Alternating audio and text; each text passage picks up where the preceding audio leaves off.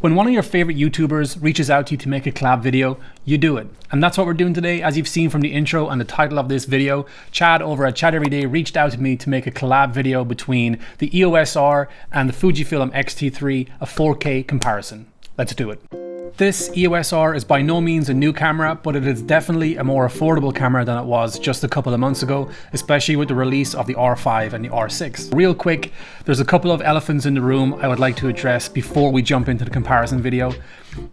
I'm not going to go down the rabbit hole of specs for this camera because so much has been said about it and written about it and videos made about it that you could find all the information you could ever want on this camera outside of this video. This is really just going to be a 4K comparison, and some of the issues that I have with the 4K, well, I say issues, but it's not really a deal breaker, especially if you have the right lens to combat some of the problems with it. So first things first. Let's talk about the crop factor. There is a 1.8 crop factor when shooting in 4K, which can turn a lot of people off, especially if you have the wrong type of lens. For example, this is me shooting on a 24mm full HD, and when I switch over to the 4K, that 1.8 crop factor takes a big chunk of the sensor.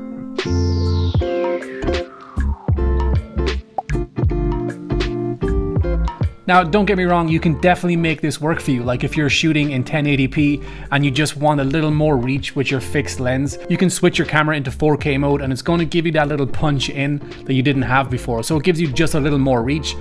Glass half full. The other thing worth mentioning is that it does not shoot 60 frames per second in 4K. It only shoots 24 and 30. So no slow-mo delicious B-roll in 60 frames 4K, unfortunately. You're going to have to do that in 1080 full HD. I just want to tell you straight up that I absolutely love this camera. I love the 4K from it. It looks fantastic. And the fact that you can shoot C-Log 4K, perfect. So enough about all the specs and stuff. I'm a firm believer of the philosophy, show, don't tell. Let's jump into the footage.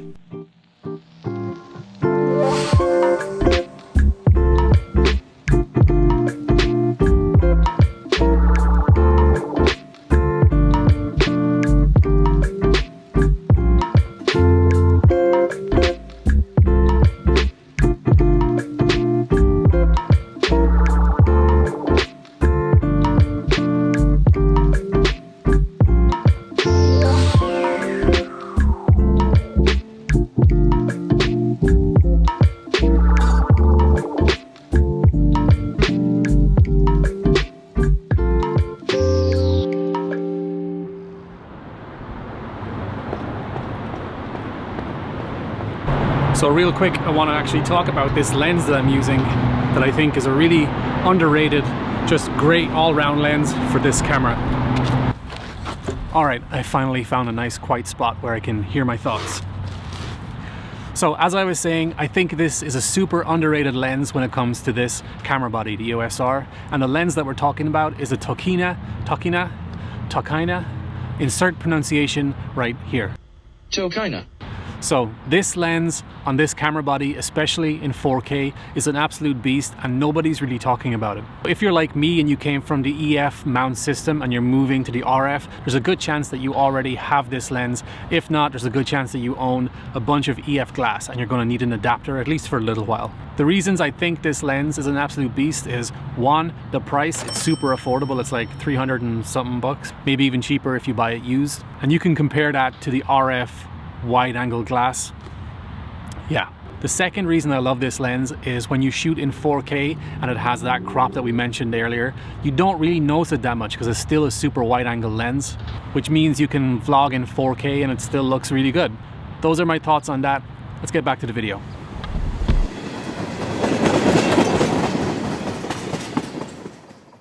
Alright, so I'm back in the studio and I think you guys will agree that the 4K in the EOS R looks pretty damn good.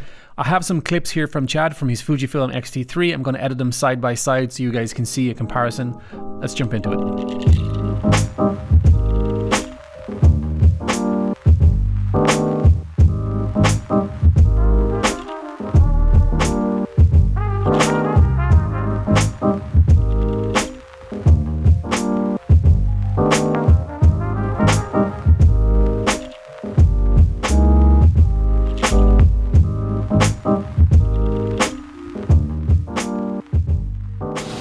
Props to you, my friend, if you can tell the difference between both of these cameras 4K, because they look pretty awesome to me. Now that just about covers it on my end for this video, but I want you guys to head over to Chad's channel. I'm going to link his video up here, where he goes into more detail about how this collaboration came to be and more on his thoughts about 4K from these cameras and 4K in general.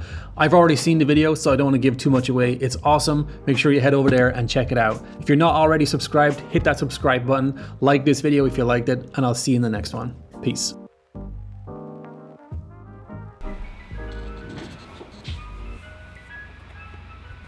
An ice cream truck outside in winter.